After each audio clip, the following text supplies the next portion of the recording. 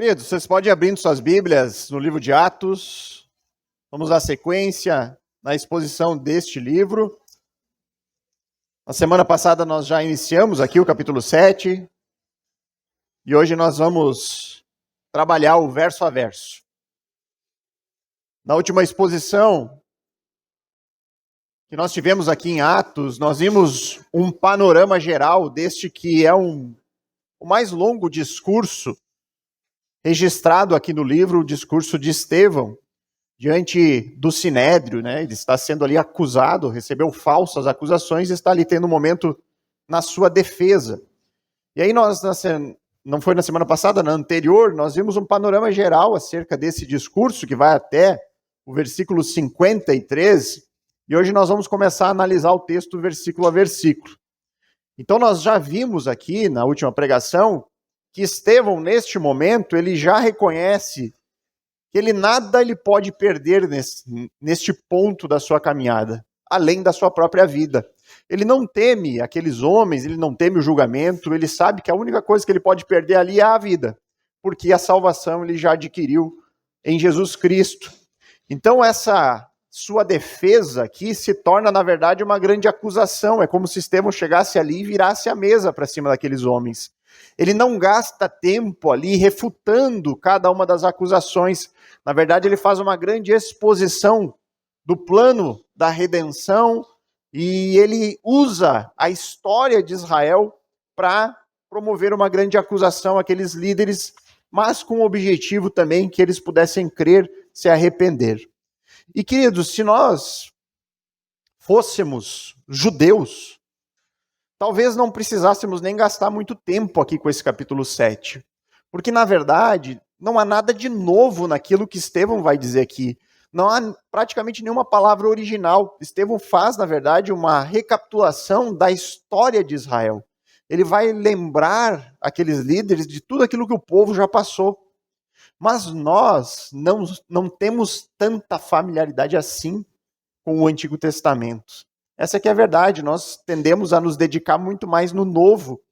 E conhecemos pouco daquilo que Deus fez no passado, conhecemos pouco sobre a história de Israel, conhecemos pouco, muitas vezes, das alianças que Deus fez no passado. Então se faz necessário para que a gente possa compreender, de fato, qual é o ponto de Estevão nesse seu discurso, nós recapitularmos, entrarmos com cuidado em cada uma das histórias, em cada um dos textos aqui que Estevão está relembrando ao seu povo, para que a gente possa ter uma compreensão mais profunda e um entendimento mais claro daquilo que Estevão quer aqui dizer.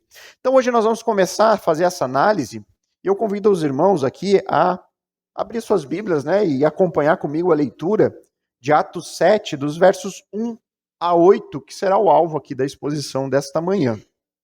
Então diz assim a palavra do Senhor. Então o sumo sacerdote perguntou a Estevão: isso de fato é assim? Estevão respondeu: irmãos e pais, escutem. O Deus da glória apareceu a Abraão, nosso pai, quando este estava na Mesopotâmia, antes de morar em Harã.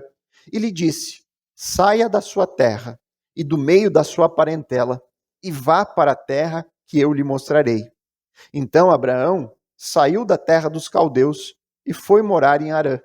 E dali, com a morte de seu pai, Deus o trouxe para essa terra em que vocês agora estão morando.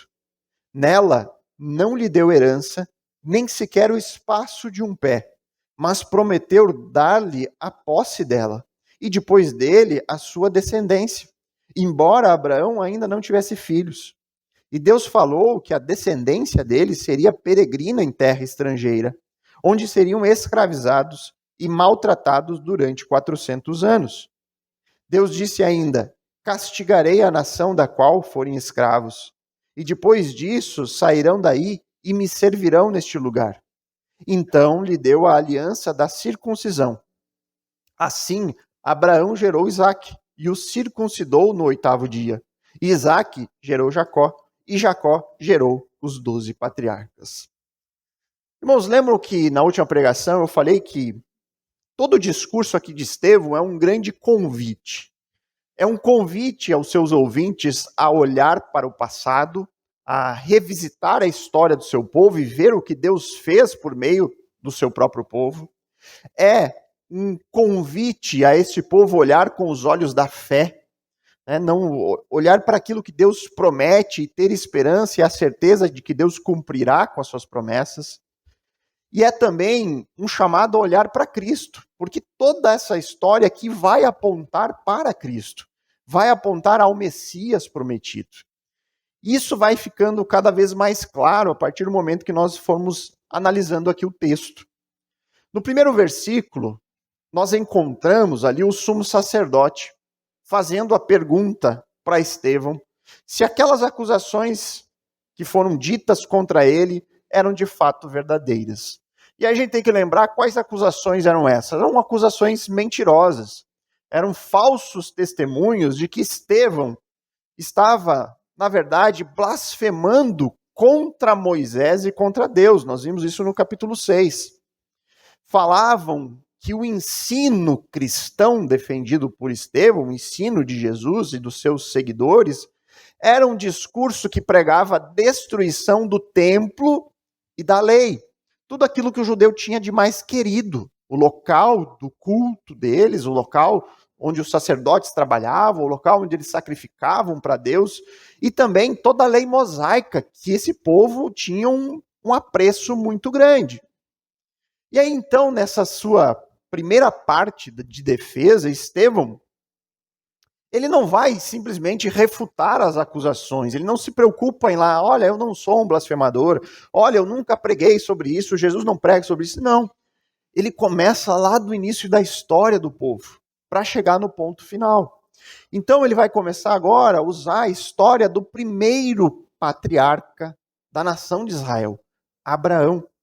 Então, quando ele usa Abraão aqui, quando ele começa a citar, ele está trazendo para o seu discurso tudo aquilo que Deus falou com esse homem, as promessas, a aliança.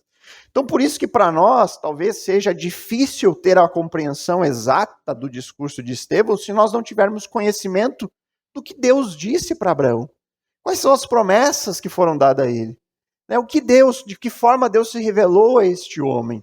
Então, quando Estevão cita, ele está trazendo toda essa história, não simplesmente uma parte da história, mas toda a história de Abraão para cá, para o seu discurso. E nós precisamos, então, entender um pouco melhor o que foi essa história, quais foram as promessas de Deus para este homem, o primeiro dos patriarcas.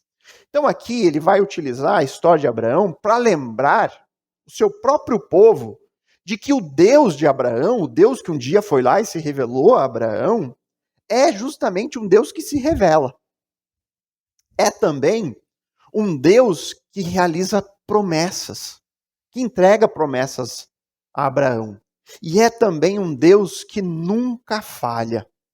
Nós vamos ver isso com detalhe aqui no texto. Sendo que cada uma dessas características de Deus, ser um Deus que se revela, de ser um Deus de promessas, e de ser um Deus que nunca falha, elas apontam para Jesus, apontam para o Nazareno que eles mataram. Deus, ele se revela, mas ele se revela agora por meio do Cristo de Deus.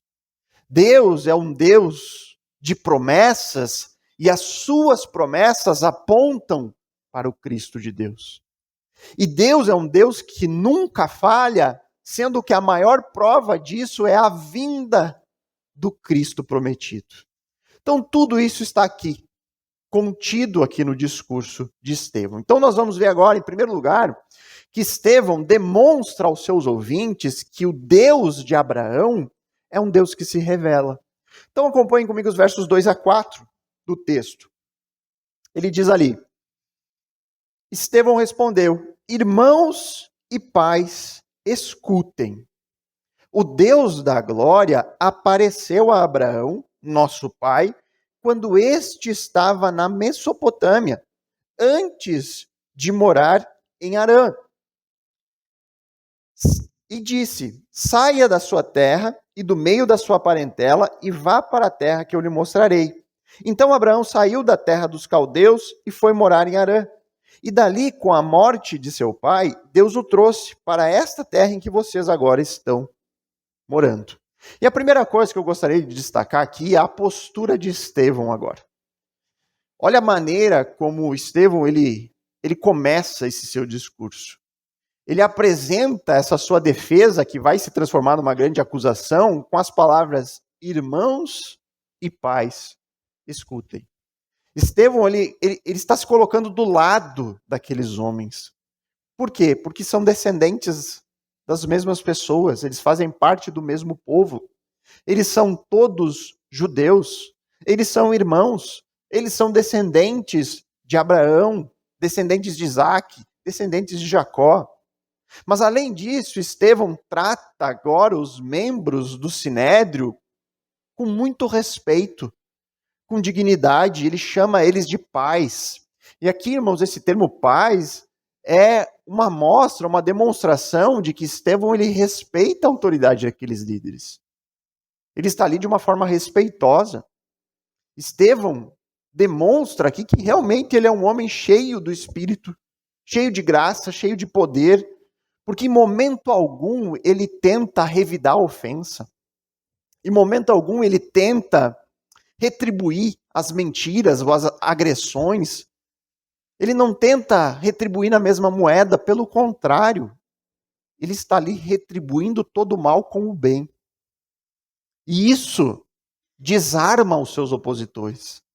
Isso abre espaço para que ele possa ter esse longo discurso, para que ele possa falar por tanto tempo ali sem ser interrompido. Ele chamou a atenção daquelas pessoas, ele demonstrou respeito por eles, e então ele começa a falar.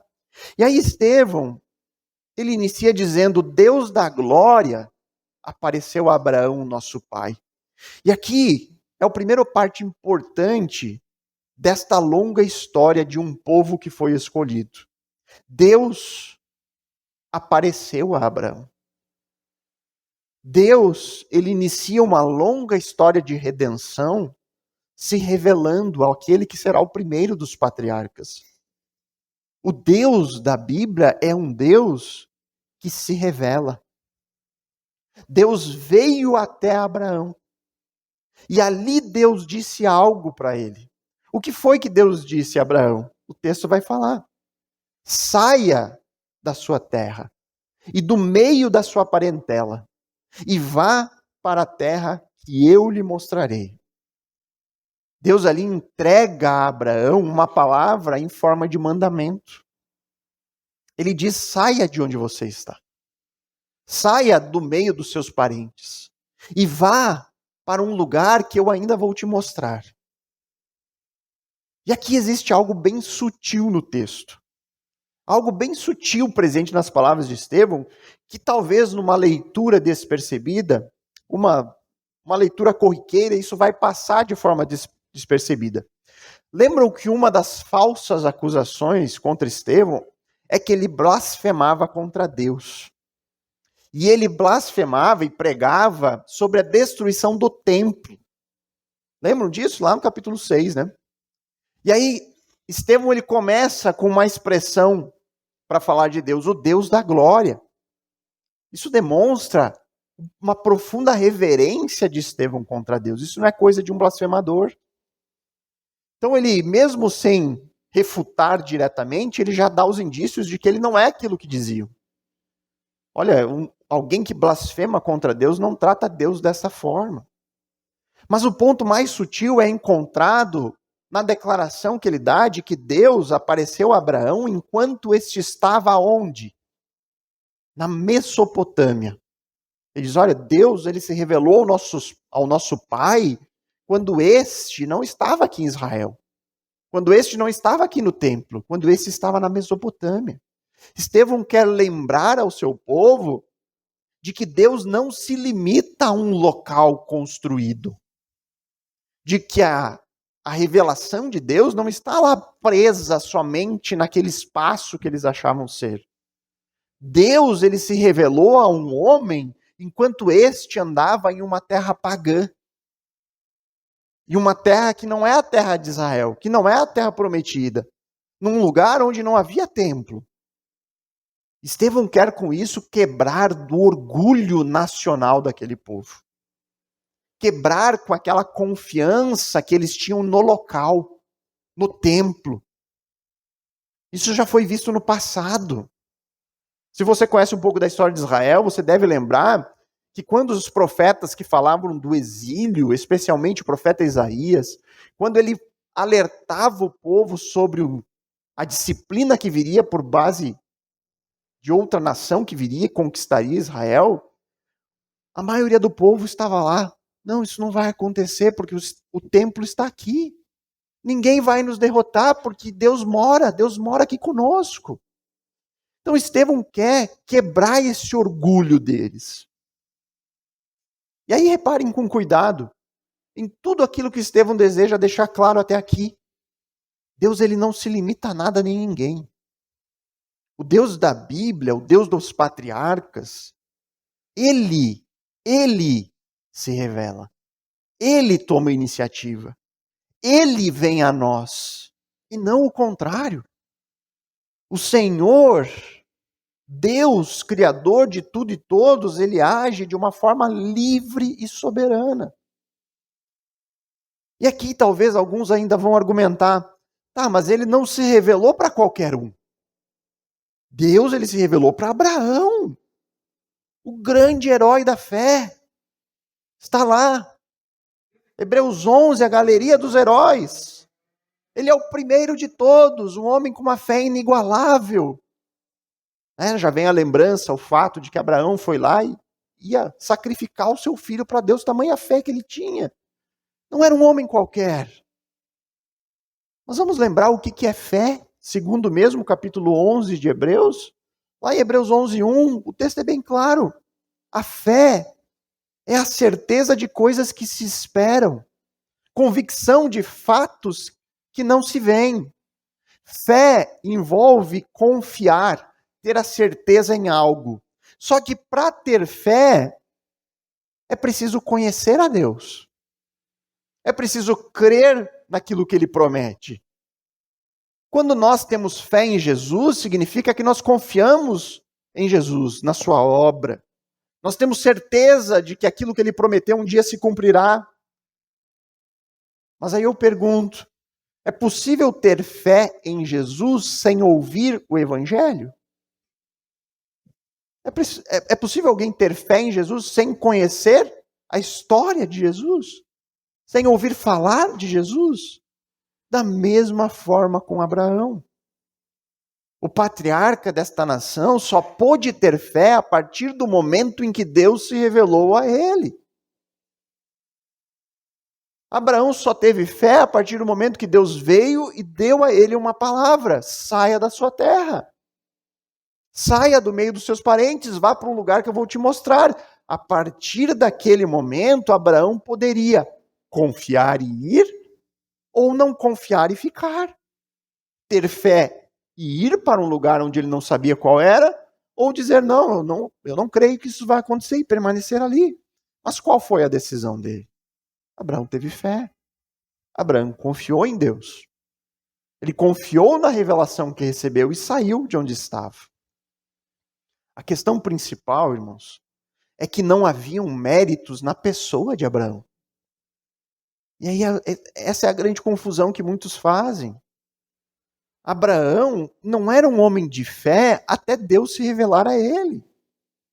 Os méritos estão em Deus, não em Abraão e jamais no homem. Abraão não é um homem especial.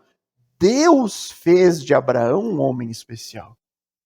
Esse é o ponto, sempre. As Escrituras são claras nesse sentido. As Escrituras igualam todos os seres humanos em uma mesma condição, independente da língua, do povo, da nação.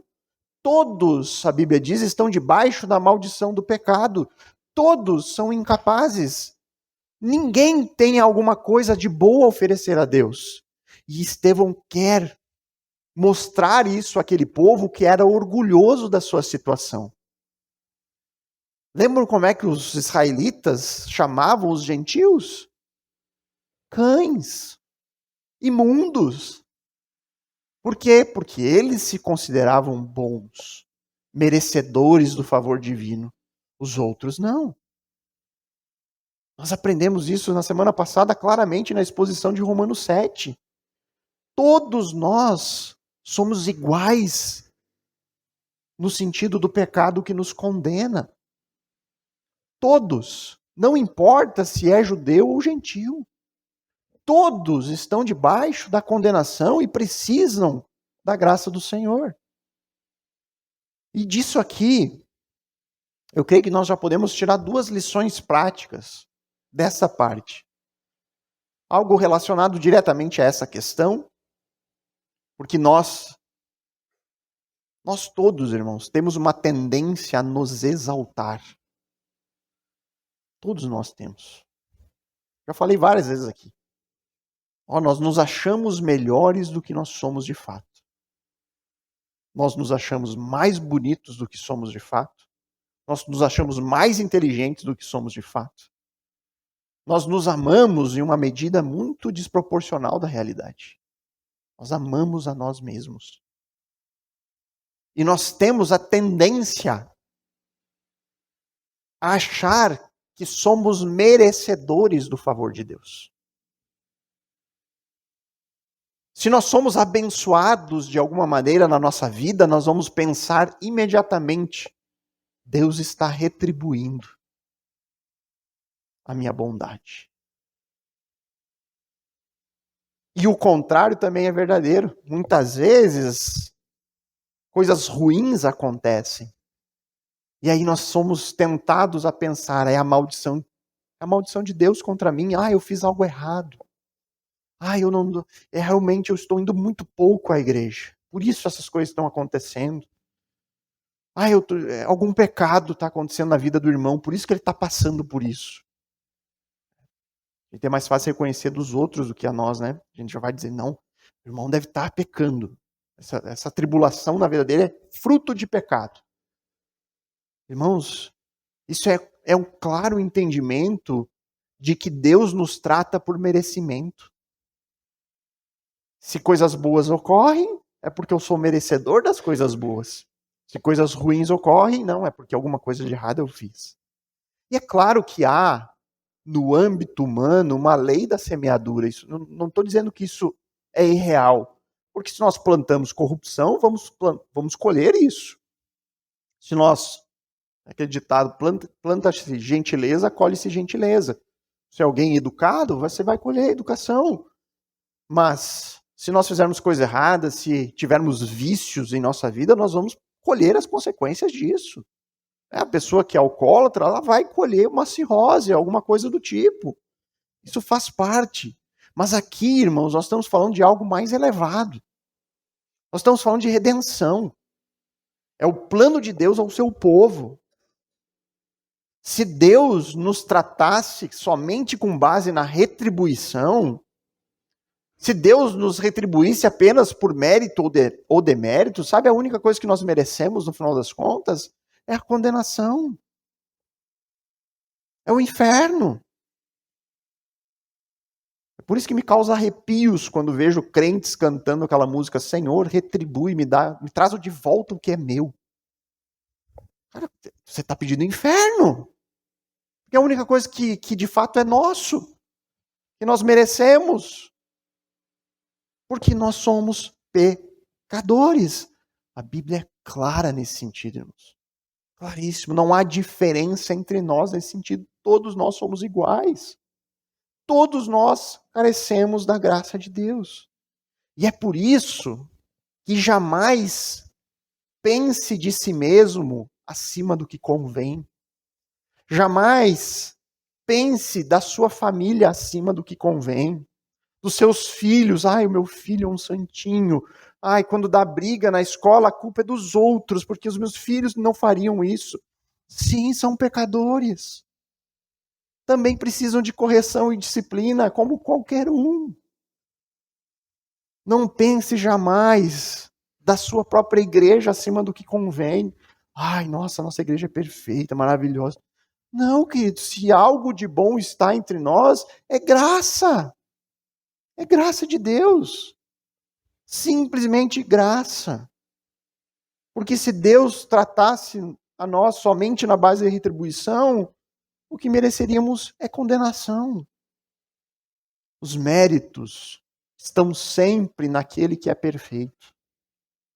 Os méritos estão sempre naquele que se revelou, naquele que age em nosso favor, aquele que nos salva de maneira graciosa, imerecida. Se algo de bom há em nós, se algo de bom há na nossa família, se algo de bom há nos nossos filhos, se algo de bom há na igreja, é graça. É graça. Porque do contrário vem a soberba. Eu sou melhor, a minha família é melhor, a minha igreja é melhor.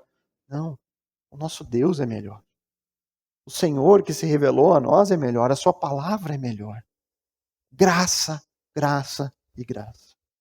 A segunda aplicação direta a esse primeiro ponto diz respeito à forma como Deus se revela. E nós precisamos ter discernimento e ter entendimento de como Deus agiu e se revelou ao longo da história. Nós não podemos pensar que em algum dia desses, assim como aconteceu com Abraão, possa acontecer conosco. Então, a imagem de hoje tem relação com o fato de que Deus chamou Abraão para fora da tenda e mostrou o céu e disse que a descendência dele seria tão numerosa quanto as estrelas. Nós não podemos pensar que um dia Deus vai chegar para nós, vai nos levar para a janela do nosso quarto, do nosso apartamento, da nossa casa, e vai mandar a gente olhar para o céu e vai dizer, olha, está aí a tua descendência. A gente tem que ter discernimento da maneira como Deus se revela. E aqui eu gostaria que vocês abrissem comigo o texto de Hebreus, capítulo 1. Hebreus 1.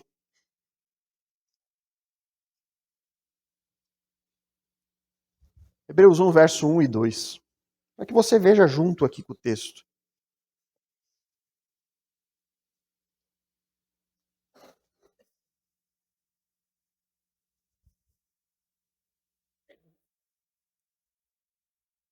Hebreus capítulo 1, versos 1 e 2. Então diz ali o texto. Antigamente Deus falou, muitas vezes e de muitas maneiras, aos pais, pelos profetas, mas nestes últimos dias nos falou pelo Filho, a quem constituiu o herdeiro de todas as coisas e pelo qual também fez o universo. Então repare bem o que está escrito ali. Ele diz, no passado Deus falou, muitas vezes, de muitas maneiras diferentes. Deus ele falou de maneira audível, Deus ele falou em sonho, Deus ele falou em visão. Deus falou de várias formas no passado. Ele falou aos pais, aos patriarcas, ele falou com Abraão, ele falou com Isaac, ele falou com Jacó. Ele falou por meio dos profetas, que anunciaram ao povo a revelação de Deus, os planos de Deus. Mas nos últimos dias, diz o autor. Quais são os últimos dias? De acordo com as Escrituras, irmãos, os últimos dias eles iniciaram com a ascensão de Cristo. Quando Jesus foi assunto ao céu, um texto que nós já vimos aqui em Atos, ali começou-se os últimos dias. É desde o dia que ele subiu aos céus até o dia que ele voltará. Estes são os últimos dias.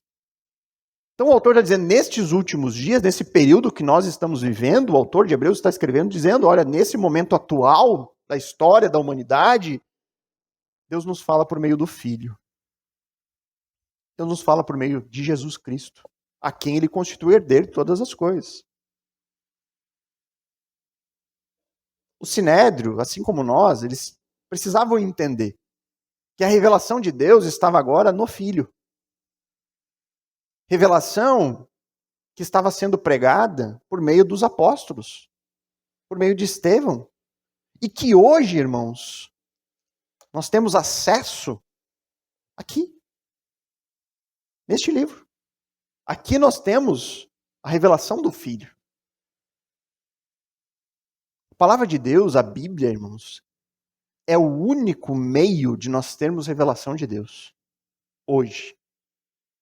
Não existe outra maneira no tempo presente. Não acredite em novas revelações. Pessoas dizendo, olha, estou trazendo uma nova revelação. Porque não há mais nada novo a ser revelado. Tudo o que nós precisamos saber já foi dito. Basta pensar, nós precisamos de algo mais, irmãos. Se nós temos todo o caminho para vivermos de uma maneira agora que glorifique a Deus, e nós temos todo o caminho para aquilo que acontecerá, o fim das coisas. Que nova revelação nós precisamos? Uma nova revelação se eu vou ter um emprego novo, se eu vou casar com não sei quem. Irmãos, isso é adivinhação. É previsão de futuro. Isso não é revelação bíblica. Revelação nas Escrituras, irmãos, é Deus comunicando o seu plano redentor ao seu povo. E sobre isso nós já temos tudo o que precisamos. Se nós acharmos que Deus ainda fala hoje, irmãos, por meio de pessoas, profetas, profetisas, nós estamos dizendo que as Escrituras estão ainda sendo escritas. A revelação não cessou. Então talvez amanhã nós vamos ter um acréscimo. O livro segundo não sei quem. Mas o que João termina em Apocalipse dizendo? Que ai daquele que acrescentar ou retirar qualquer coisa nessa revelação. Está finalizada. Então esse aqui é o primeiro ponto importante deste longo discurso de Estevão. O Deus de Israel, o Deus de Abraão, o Deus que se revela. Que se revelou no passado para Abraão, mas que agora se revela por meio de Cristo. Se revela por meio do Filho. O segundo ponto é que Deus, o Deus que se revelou a Abraão, é um Deus de promessas. E aí volte para Atos, no capítulo 7, lá onde nós estamos, e veja o verso 5.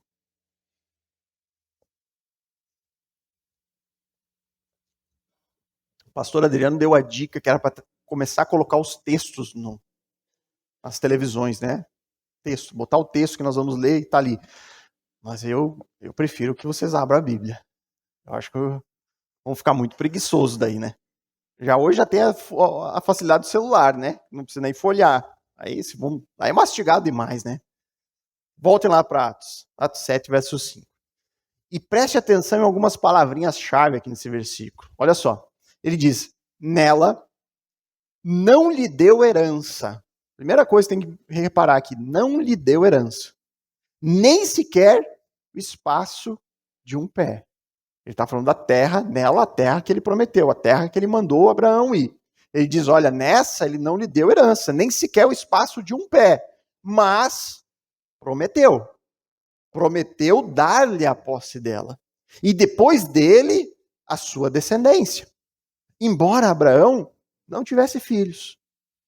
Estevão aqui, ele cita a aliança que Deus fez com Abraão. A primeira aliança que Deus faz com este patriarca da nação de Israel.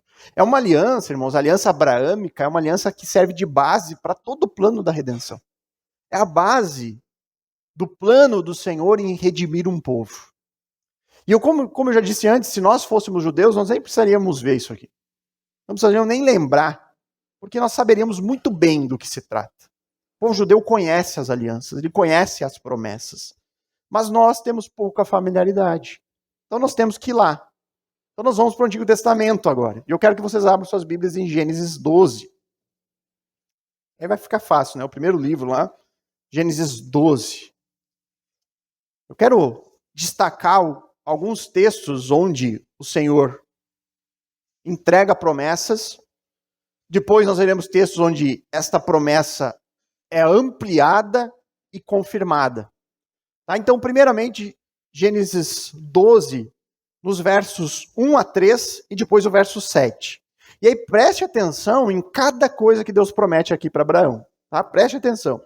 Ele diz ali, o Senhor disse a Abraão, o Senhor se revelando a Abraão, saia da sua terra, da sua parentela e da casa de seu pai e vá para a terra que eu lhe mostrarei. Farei de você uma grande nação e o abençoarei e engrandecerei o seu nome. Seja uma bênção. Abençoarei aqueles que o abençoarem e amaldiçoarei aqueles que o amaldiçoarem. Em você serão benditas todas as famílias da terra. Agora o verso 7.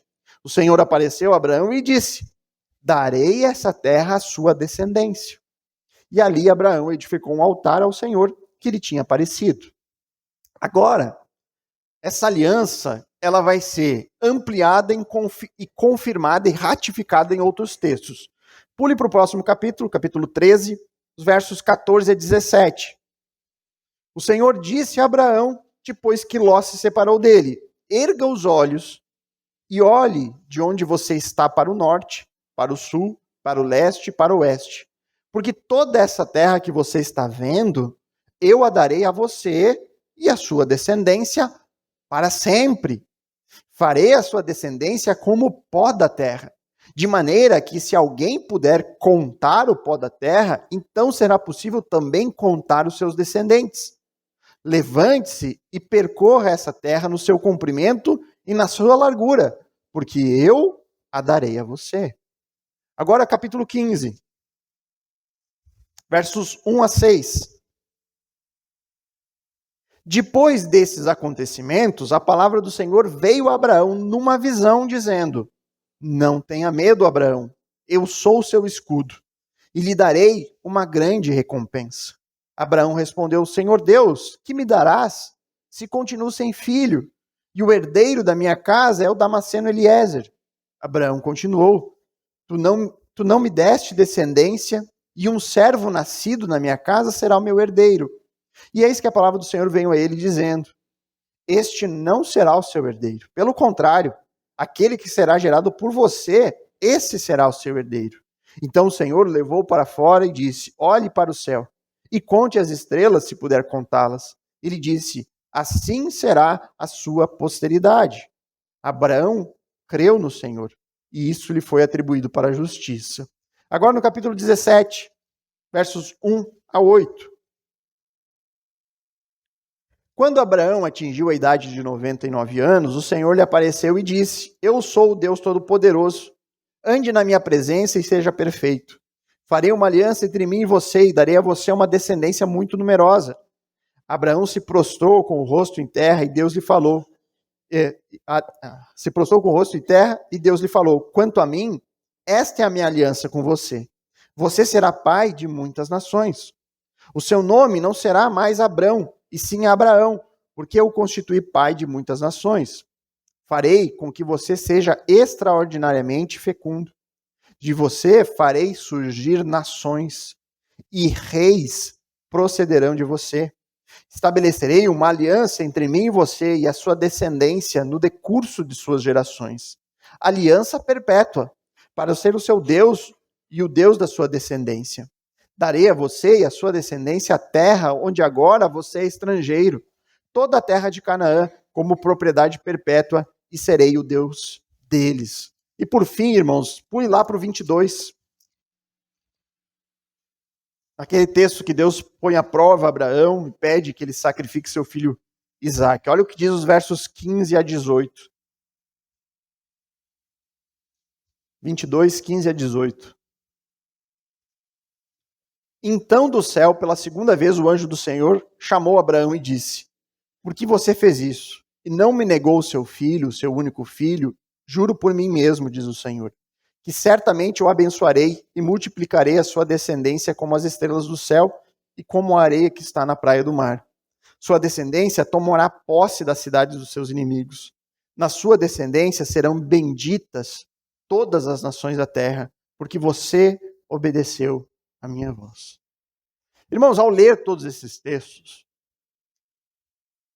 é possível identificar todas as promessas que Deus fez a Abraão.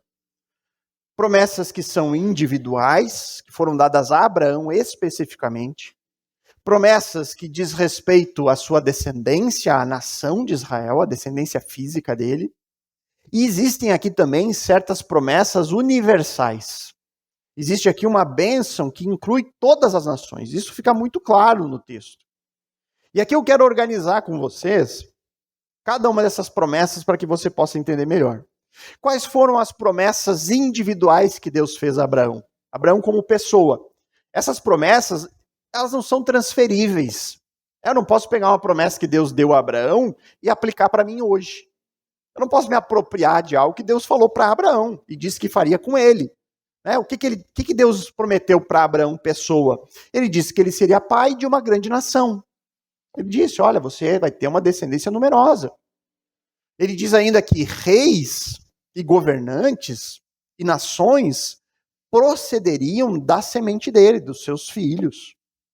E ele diz ainda que o nome de Abraão seria grande. Isso aconteceu, se cumpriu? Literalmente. De Abraão veio uma grande nação, reis procederam de Abraão, e o nome de Abraão é grande. É grande no mundo todo. No mundo todo. Quais foram as promessas nacionais que foram dadas à descendência, à nação de Israel? Que ela seria uma nação extremamente numerosa. Deus disse, olha, vocês não tem como contar a quantidade de pessoas que virão dessa descendência. E que essa descendência herdaria a terra de Canaã. Deus prometeu. E ele diz, olha, essa possessão é uma possessão perpétua. Para sempre essa terra será de vocês. E aí houve uma promessa universal. Deus promete ali algo que inclui todas as nações. E ele diz, olha, Deus, por meio de Abraão, fará dele uma grande descendência, e um descendente seu, dessa descendência virá aquele que abençoará todos os povos. Haveria uma bênção que sairia de Israel para todos. Parece, irmãos, que o povo judeu, naquele momento em que Estevão está falando, em especial aquela elite religiosa, eles haviam se apegado tanto às promessas nacionais, a promessa da terra, a promessa do reino prometido, que eles esqueceram completamente da promessa universal, da promessa da bênção a todas as nações. Eles fecharam tanto ali, e eles tinham um olhar tão odioso para com os outros, que eles parece que esqueceram que Deus também prometeu abençoar todas as nações por meio daquela descendência. Então Estevão, ele está aqui relembrando os israelitas de que eles são sim os herdeiros das promessas. Promessa da terra, promessa da nação, mas também uma promessa que por meio deles todas as nações seriam abençoadas. Todas as famílias, todos os povos. Ao recordar essa aliança abraâmica, Estevão aqui está apontando para Cristo. Está apontando para Jesus. Ele relembra as promessas do passado, que foram entregas ao grande patriarca, para mostrar que essas alianças apontavam para Jesus. Para o descendente, que viria para reinar. Que viria para restaurar o reino. Mas que viria para abençoar todas as nações. Os judeus são os filhos dos patriarcas. Os judeus são uma nação com longa história. E Estevão está relembrando isso. E mostrando que o ápice dessa história é Jesus. Aquele que eles crucificaram. Toda a história aponta para Jesus. E todas as promessas se cumprem em Jesus. Estão vinculadas a Jesus. Seja a promessa da terra, do reino ou da bênção. Tudo está vinculado a Jesus. Então aqui neste argumento de Estevão, existe uma aplicação bem importante para nós. Estevão ele enfatiza aqui no seu discurso o fato de que Abraão não recebeu uma herança. Lembram? Pode voltar lá para Atos 7. Ele enfatiza isso. Abraão, ele não recebeu uma herança, ele recebeu uma promessa. Naquela terra que Deus prometeu, Abraão, durante a sua vida, ele não recebeu nem um espaço para botar um pé. Abraão morreu sem possuir aquilo que foi garantido em uma aliança incondicional. Essas promessas que Deus faz a Abraão é incondicional, não tem condição. Abraão não precisava fazer nada além de confiar em Deus. Era incondicional. Mas Abraão partiu deste mundo sem receber a terra.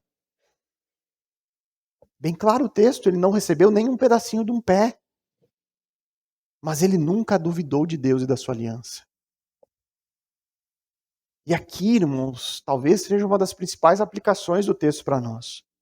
Porque a vida cristã, ela também não se baseia em uma herança material e terrena. Ela se baseia em promessas eternas. Promessas eternas.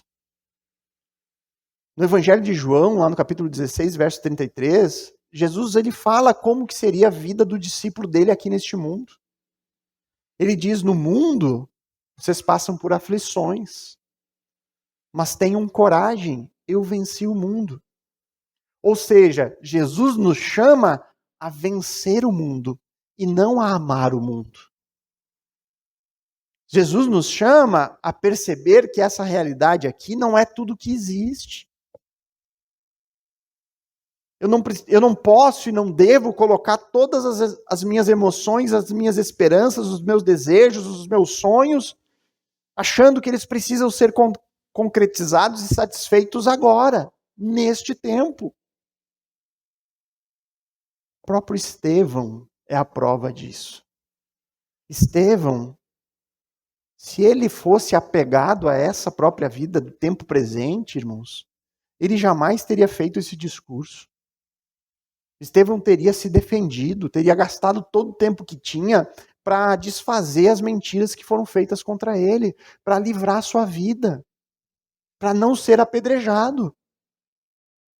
Mas não, Estevão demonstrou ali que ele entendia que a herança dele não era para ser agora. Ele tinha uma promessa. Uma promessa. Estevão entendeu que nada poderia perder a não ser a sua vida. E Estevão investiu todo o seu tempo em uma pregação que tinha como objetivo levar os seus irmãos ao arrependimento. A fé naquele que é capaz de salvar. E aí eu digo, irmãos, cuidado. Cuidado, irmãos. Porque os nossos olhos constantemente tentam nos enganar. Constantemente. De olhar para essa realidade que nós vivemos hoje, olhar para este mundo e colocar todos os nossos desejos, sonhos e ambições no agora. E aí, irmãos, talvez nós realmente sejamos mais parecidos com o Sinédrio do que com Estevão. Aqueles que almejam um reino aqui e agora, do que aqueles que olham para aquilo que é eterno. Nós vivemos, irmãos, um tempo de muita paz, de muito conforto, e isso é maravilhoso. Tomara a Deus que Ele mantenha isso em nossas vidas até o fim. Mas, por outro lado, isso também é extremamente perigoso. Extremamente perigoso. Porque nós podemos facilmente nos agarrar em uma vida cheia de prazeres, mas prazeres transitórios. Essa vida boa e confortável pode nos fazer esquecer de que existe algo que é eterno, que vai muito além de poucas décadas. Sendo que o que eu faço na minha vida hoje tem efeitos diretos naquilo que será a minha verdadeira vida, que é eterna. O Deus da Bíblia é um Deus de promessas, irmão. Existem promessas maravilhosas para aqueles que amam o Senhor. Maravilhosas. Promessas de vida abundante, de vida eterna, de paz. Mas existem também promessas que foram dadas àqueles que amam apenas este mundo. Existem promessas terríveis, nada agradáveis para aqueles que vivem pensando que isso aqui é tudo que existe. Tiago, ele fala lá em Tiago 4,4, ele chama aqueles que são amigos do mundo como inimigos de Deus. E existem promessas para os amigos e para os inimigos. Se nós amamos o mundo mais do que a Deus, nós somos inimigos de Deus. Então, cuidado, irmãos, porque nós não podemos ser como os religiosos aqui, achando que tudo tem que ser consumado agora, que os nossos prazeres são hoje, que essa vida é tudo que há. Não. Sejamos Estevão. O nosso olhar olhe além disso aqui. Olhe para aquilo que Deus prometeu. Que a gente entenda a transitoriedade desta vida e deste tempo. Então, irmãos, neste longo discurso de Estevão, ele demonstra, em primeiro lugar, que o Deus de Israel é um Deus que se revela. Deus se revelou no passado para Abraão, mas agora se revela por meio de Cristo. Em segundo lugar, que o Deus de Abraão, que se revelou a Abraão, é um Deus também de promessas. E essas promessas apontam para Cristo.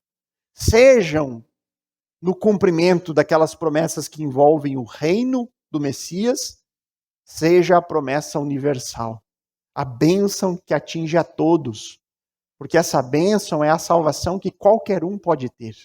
Não importa se é judeu ou gentil, se é qualquer outra coisa, em Cristo há salvação.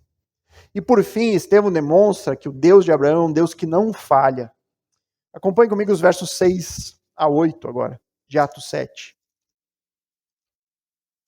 Diz ali: e Deus falou que a descendência dele seria peregrina em terra estrangeira, onde seriam escravizados e maltratados durante 400 anos. Deus disse ainda: castigarei a nação da qual forem escravos, e depois disso sairão daí e me servirão neste lugar. Então lhe deu a aliança da circuncisão. Assim Abraão gerou Isaque e o circuncidou no 8º dia. E Isaque gerou Jacó, e Jacó gerou os 12 patriarcas. Estevão aqui está relembrando os irmãos judeus de que a história dos seus descendentes, dos patriarcas, envolve um passado no Egito, onde eles foram maltratados, foram escravizados.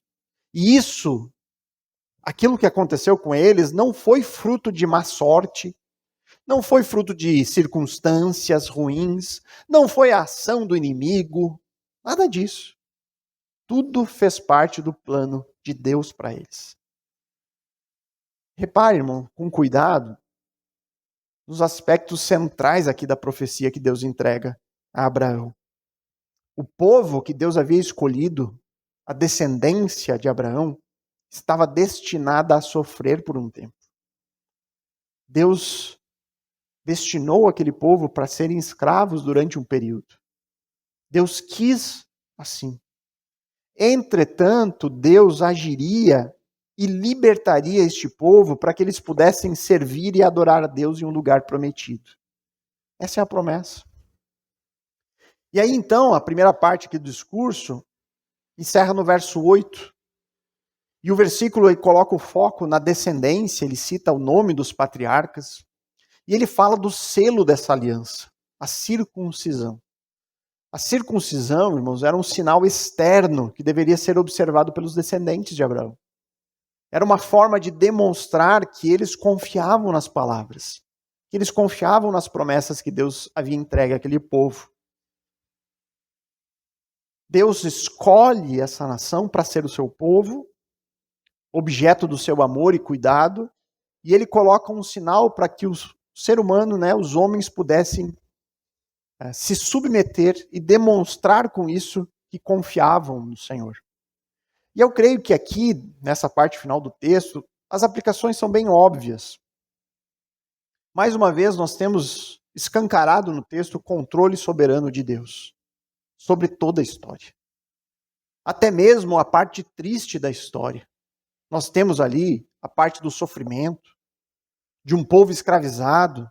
Tudo isso fazia parte da vontade de Deus. Deus falou a Abraão que isso iria acontecer. Deus é o autor da história. Deus não é aquele vidente na lâmpada mágica olhando para aquilo que vai acontecer. Não, Deus está escrevendo. Quando ele diz, ele faz. Então Deus ele está no controle soberano das mínimas coisas.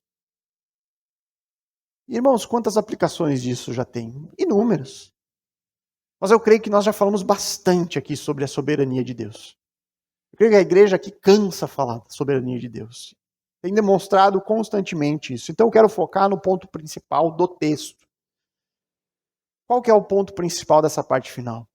Um povo forasteiro, um povo peregrino, em uma jornada sofrida, mas com um fim estabelecido. Pegaram a sequência? Um povo que foi escolhido, que viveu como forasteiro e peregrino na terra, que sofreu, mas que tem um destino garantido. Esse é o resumo da história de Israel. E, irmãos, não há como não relacionar isso com a vida do crente, com a vida de qualquer um que crê ao longo de toda a história. Nós, cristãos, cremos no mesmo Deus de Abraão, Isaac e Jacó. Nós não somos descendentes físicos deles. Creio que ninguém aqui é. Mas nós estamos também em uma jornada peregrina com um fim determinado. O apóstolo Pedro, quando ele exortou os crentes a se manterem inabaláveis, um testemunho fiel, mesmo diante do sofrimento, ele usa esse argumento: nós somos forasteiros neste mundo. Ele vai falar lá em 1 Pedro 2,11, amados, peço a vocês, como peregrinos e forasteiros que são, que se abstenham das paixões carnais, que fazem guerra contra a alma. Ele diz, olha, resistam à tentação.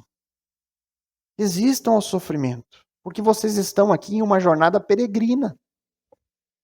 A nossa vida neste mundo é passageira. Esse não é o nosso verdadeiro lar e não é a nossa verdadeira pátria. Existe um destino determinado nos esperando.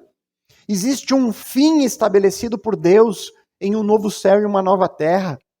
Lá a justiça habitará. Tudo o que Deus faz na nossa vida, irmãos, hoje, mesmo o tempo de dor, mesmo o sofrimento, mesmo nos dias em que nós nos sentimos escravizados, maltratados, tudo isso opera em nosso favor para chegarmos num final determinado. Deus está trabalhando em nós por meio disso. O Senhor está nos levando, está nos moldando, está trabalhando em nós até o dia em que nós chegaremos em um lugar prometido e lá então nós poderemos adorar a Deus de forma plena. O Senhor está conduzindo a nossa vida para este momento futuro. Para este momento em que nós poderemos o adorar, o contemplar de forma plena, perfeita, em comunhão com Ele eternamente. Por isso, nunca deixe essa realidade aqui escapar dos seus olhos. Não deixe com que essa mensagem central fuja. Um povo peregrino em uma jornada dura, em um fim determinado. Irmãos, nós estamos na jornada. Nós estamos na jornada, nós vivemos uma realidade em que o sofrimento está inegavelmente presente. Nós vivemos uma vida que é árdua, é difícil, pesada. Existe tristeza, existe lágrima. Nós temos momentos de dor, dor física, dor na alma. Nós sofremos com doenças. Nós vemos a morte todo dia entre nós. Isso faz parte deste tempo agora. Mas para nós, irmãos, o consolo é que este não é o fim. É só o início de uma jornada que é eterna. O fim está determinado. Deus promete. Assim como ele disse para aquele povo, um dia vocês sairão dali e virão até um lugar que eu prometi e vocês me adorarão. Assim Deus promete para nós, um dia vocês sairão daqui. E aí então, vocês virão e me servirão em um lugar novo, perfeito, renovado, transformado. Que isso nunca escape de nós, irmãos. Porque isso tem poder de nos sustentar no dia mau. Isso tem poder de nos sustentar no dia da dor. no dia da morte, no dia do sofrimento, no dia da doença. Essa esperança de que Deus está nos conduzindo a um fim determinado. E para encerrar, irmãos, uma breve aplicação sobre o sinal externo da aliança. No passado, Deus estabeleceu a circuncisão como um sinal que alguém deveria cumprir para demonstrar que estava debaixo deste relacionamento pessoal com o Deus de Abraão. Mas esse sinal nunca salvou ninguém, irmãos. Assim como nós hoje temos no batismo cristão um sinal externo de alguém que quer confessar sua confiança em Cristo, o batismo também não salva ninguém. O que salva é a fé depositada no lugar certo. O que salva é crermos no Salvador, no Messias, em Cristo. E é exatamente isso que Estevão vai falar lá no versículo 51 aqui do capítulo, no finalzinho, né? Ele chama os membros do Sinédrio ali no verso 51 de incircuncisos de coração. Ou seja, olha, vocês são pessoas que confiam naquilo que é exterior. Confiam só no externo. Mas o interior de vocês nunca foi regenerado, porque vocês resistem ao Espírito Santo. O Espírito Santo é o verdadeiro selo da promessa de Deus. Os cristãos verdadeiros, eles não apenas passam pelo batismo, como Cristo ordena, eles são habitados pelo Espírito. Eles são selados e guardados para aquele dia final prometido. Ritos exteriores, irmãos. Aparência religiosa nunca salvou e nunca vai salvar ninguém. Talvez muitas pessoas, se olhassem para o Sinédrio e se olhassem para Estevão, diriam: os religiosos são eles. Estevão não é um religioso. Mas a aparência externa nunca salvou. Quem era habitado pelo Espírito era Estevão, cheio do Espírito, cheio do poder de Deus. A nossa entrada nessa terra prometida, irmãos, no céu que o Senhor nos promete, ela não se dará porque nós um dia realizamos a oração do pecador. Ah, mas eu aceitei Jesus. Não. O ingresso nesse lugar não é porque um dia nós somos batizados por imersão, ou porque nós fizemos parte da igreja certa. A salvação só vem pela fé. Somente pela fé. Fé somente em Jesus. Único e suficiente Salvador. Então, queridos, logo no início aqui desse discurso de Estevão, um longo discurso, ele demonstra que, em primeiro lugar, o Deus de Israel é um Deus que se revela. Que se revelou no passado para Abraão, mas que hoje se revela por meio de Cristo. Em segundo lugar, que Deus que se revelou a Abraão é um Deus de promessas. E essas promessas apontam para Cristo. Seja o cumprimento daquelas promessas nacionais que envolve o reino do Messias, seja a promessa universal que fala de bênção a todas as nações. E por fim, Estevão demonstra que o Deus de Abraão é um Deus que não falha. Tudo aquilo que Deus falou sobre o seu povo se concretizou. Deus falou que o povo seria escravo por 400 anos, isso aconteceu. Deus falou que tiraria eles de lá, isso aconteceu. Deus falou que daria a Abraão uma descendência, aconteceu. Tudo aconteceu literalmente conforme Deus falou. E a maior prova de que essa promessa, a promessa de Deus jamais falha, é o próprio Filho que veio ao mundo, é Cristo. Deus enviou o libertador prometido. Deus enviou o Messias. E basta qualquer um crer nele para ser salvo. Cada um. A salvação está disponível. O princípio dessa longa história do povo de Israel começa quando Deus se revelou a Abraão. E o princípio de uma longa história para nós se inicia quando nós tivemos acesso a essa revelação. E assim nós podemos hoje tomar uma decisão. Confiar ou não. Crer ou não. Mas a salvação é inequívoca, apenas em Jesus. Aqueles que creem têm promessa de bênção, eternidade com Ele. Eternidade na sua presença em adoração. Mas aqueles que se recusam a crer, as promessas não são agradáveis. Que Deus nos ajude, cada um aqui possa tomar a decisão correta. Oremos. Pai amado, Deus, bondoso Pai, obrigado pela Tua palavra, Deus. Obrigado porque o Senhor é um Deus que se revela. Porque se não fosse assim, Deus, nós jamais teríamos acesso ao conhecimento necessário que nos leva a Cristo.